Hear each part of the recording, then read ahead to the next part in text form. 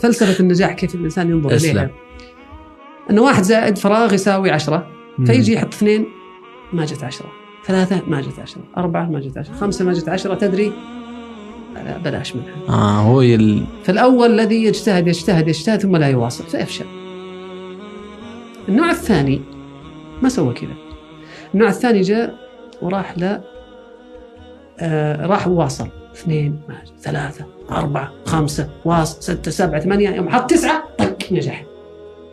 هؤلاء واصلوا فوصلوا. هذا نوع من الناس. النوع الثالث لا، يعني فكر بذكاء وليس بجهد. جاء قال يلي وصلته كما حط هنا، راح تجربته. جاء قالوا له لا تعال حط 9، وإذا ما ضبط جرب 8. أحسن تجربتين طق نجح.